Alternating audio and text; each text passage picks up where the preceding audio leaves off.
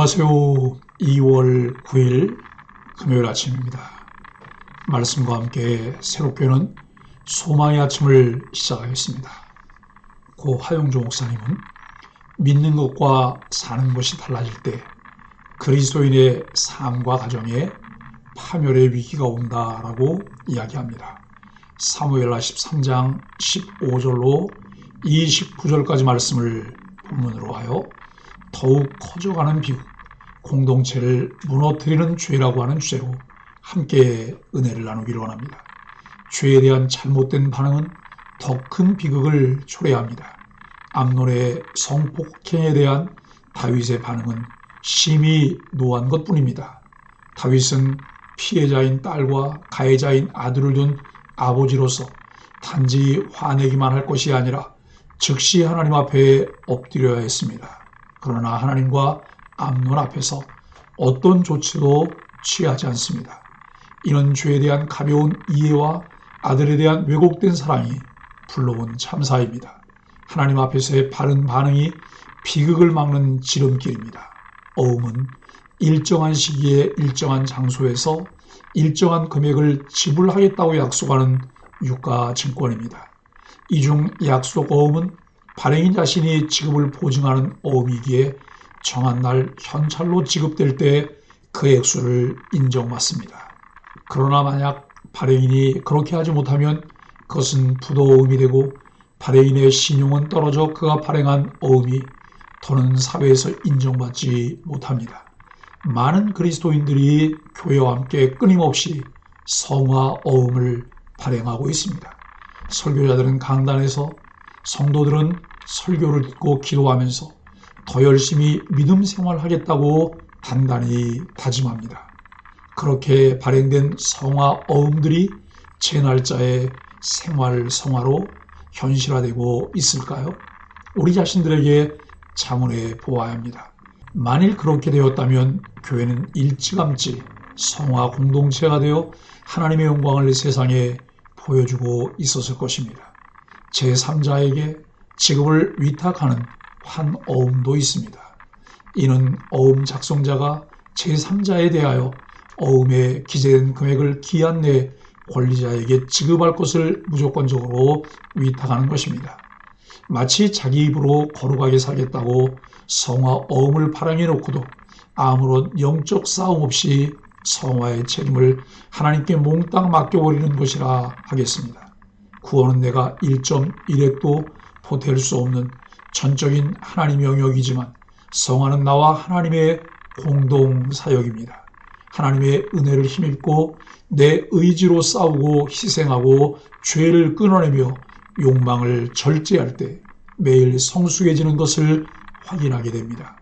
은혜 아니면 이길 수 없는 자기와의 싸움이기도 한 성화는 언제나 전승이어야 합니다.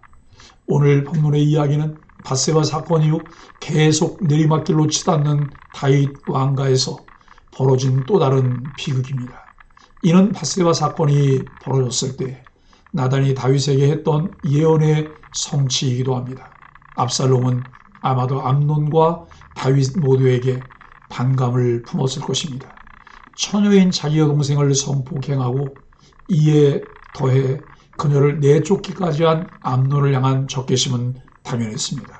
그러나 그 사실을 알고도 묵인한 아버지 다윗으로 인해 상처와 분노는 더 컸을 수 있습니다. 왕이 계승서열이 으뜸이라는 이유로 근친상간의 성폭행을 저질렀는데도 아무런 벌을 받지 않는 상황을 보고 압살롬이 어떤 생각을 했을까요? 무엇보다 왕위 계승 서열이 중요하다고 생각하지 않았을까요? 어쩌면 이 사건이 압살롬이 바로 그 왕위를 향한 욕심을 품게 된 계기가 아니었을까요? 압살롬이 암논이 벌받기를 바랐다면 다윗이 이 일을 듣고 화를 냈을 때 그에게 벌 주기를 간청했을 수도 있었습니다. 즉 그가 암논을 직접 죽일 필요까지는 없었습니다. 그러나 암논을 죽일 기회를 잡으려고 2년을 꾹 참고 기다리며 계략을 짠 것은 단순히 여동생 다말의 복수만이 목적이었다고 보기에는 무리가 있습니다. 이제 압살롬은 왕자들 가운데서 칼을 뽑아들었으므로 왕위 계승 다툼 전면에 나서게 되었습니다. 이제 그는 한 명의 왕자가 아니라 잠재적 왕위 계승자로 주목을 받게 되었습니다. 다윗의 왕위가 평화롭게 계승되기에는 이제 왕자들 사이의 갈등이 심화되었습니다. 이는 왕자들 사이의 문제일 뿐만 아니라 정치 권력이 요동할 수 있는 문제였습니다. 왜냐하면 이제는 여러 정치 세력이 왕자들을 둘러싸고 세력 다툼을 할 장이 마련되어 버렸기 때문입니다. 죄의 속성은 파괴입니다. 관계를 깨뜨리고 공동체를 무너뜨리는 것이 죄의 본질입니다. 죄는 하나님과 인간의 관계를 파괴합니다.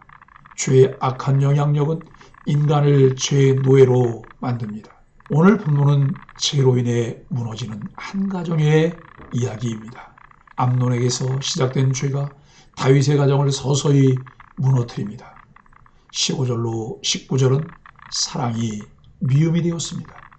암논은 억지로 다말과 동침했습니다. 그런데 자신의 욕망을 채운 후에는 그의 마음이 순식간에 바뀌었습니다.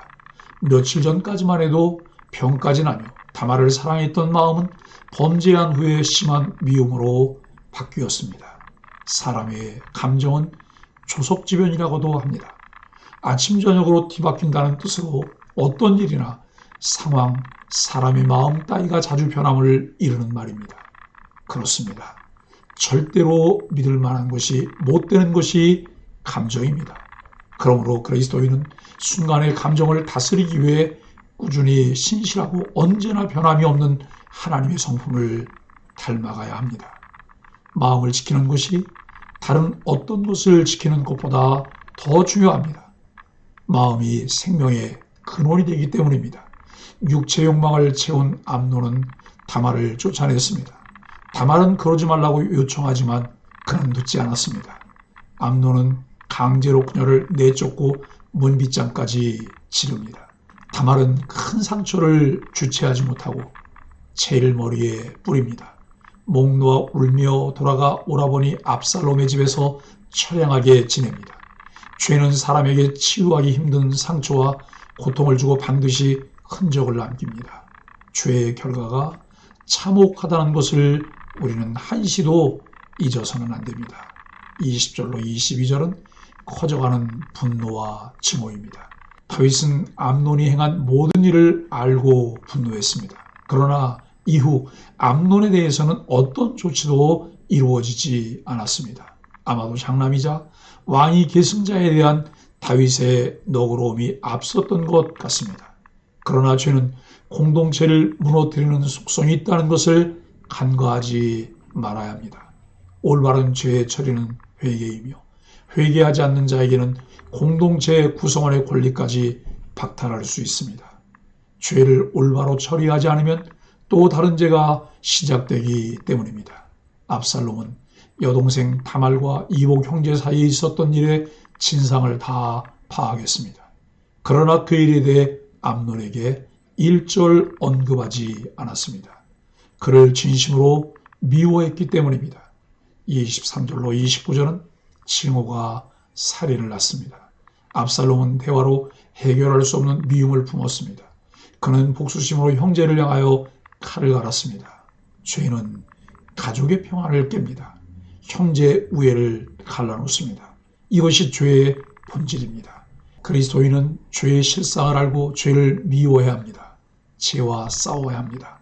죄는 타협의 대상이 아니라 피 흘리기까지 싸워야 할 주적입니다. 압살롬은 2년 후에 양털 깎는 행사가 있음을 알리고 왕자들을 초대합니다.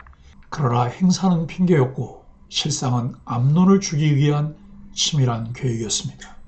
압살롬은 장장 2년 동안 미움을 키웠습니다. 미움의 죄는 점점 자라서 살인에까지 이릅니다.